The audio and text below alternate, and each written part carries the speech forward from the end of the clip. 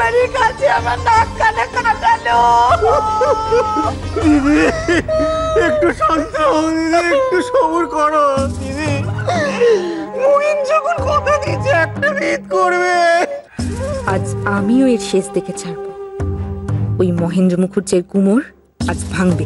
কেঁদোনে ছোট বউ কেঁদোনে, এতে তোমার কি দোষ বলো দেখি? তোমার বাইর মাথা ঠান্ডা হলে আমি তার বুঝিয়ে বলবো কেন।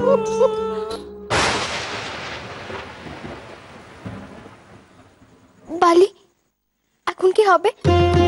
উনি তো বেহারি ঠাকুরপোকে এখানে নিয়ে এসে কুরুক্ষেত্র বাঁধাবে। সকলে বেহারি ঠাকুরপোর নামে নিন্দে বন্ধ করবে, ওনার গায়ে কাদা ছেটাবে। বিহারী বাবু হলেন হাঁসের মতো, কোনো নোংরা কাদা ওনার শরীরে লাগে না।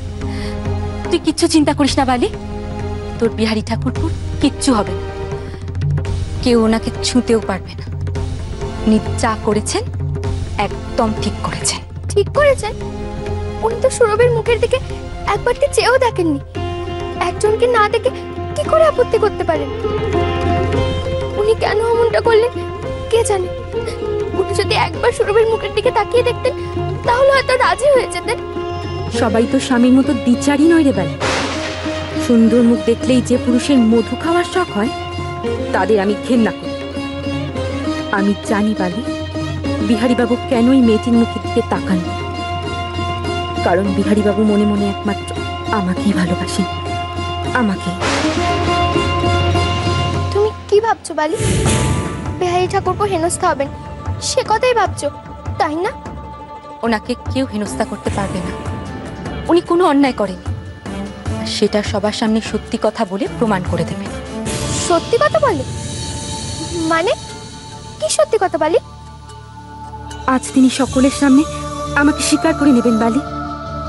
তিনি সমাজ সংস্কার সবকিছুর বিরুদ্ধে গিয়ে আমার সাথে ঘর বাঁধবেন, সে কথা জানাবেন। বলো না বালি, বলো না কি সত্যি কথা। একটু অপেক্ষা কর, ওনার মুখ থেকে সব শুনতে পাবে। আস্তে আস্তে।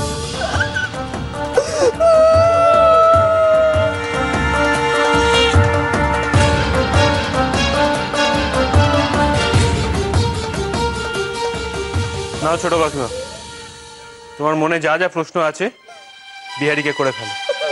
আসলে তুমি কেন, কাকাবাবু মা বাবু আপনারও যা জিজ্ঞাসা আছে বিহারীকে করুন। সবার শেষে আমি প্রশ্ন করব। জয় বাবু, শুম্বনি সুমার যুদ্ধ শুরু হলো বলে এরপর বিহারীর মুখোশ খুলে পড়বে, তারপর কাল্লার দিনের জবনিকা পতন।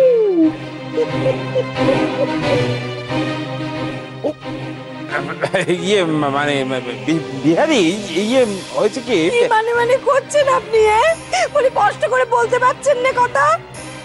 বাবা বিহারী, উনি কি এমন আমি দোষ করেছিলাম বলে দেখি যে তুমি এমনটা করলে আমার বাপের বাড়ির কাছে? তুমি আমাকে হেনস্থা করলে কেন বলে দেখি? আর ওই কচি মেয়েটা সে কি দোষ করেছিল? দেখো আমার শালা ওই ননী গোপাল, তার অবস্থা তো এমন কোনো খারাপ নয়, অবস্থাপন। তুমি যা চাইছে সোনা দানা টাকা পয়সা একবারে মুড়িয়ে দিত।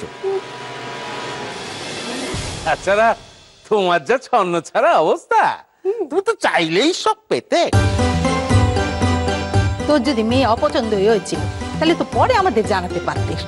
ওরকম সকলের সামনে আমাদের নিমন্ত্রিত অতিথিদের অপমান করার কি দরকার ছিল? তো শুধু কি তাই, আমাদেরও তো সকলের সামনে মুখ দেখাবার জায়গায় রাখলি নেবে। আরে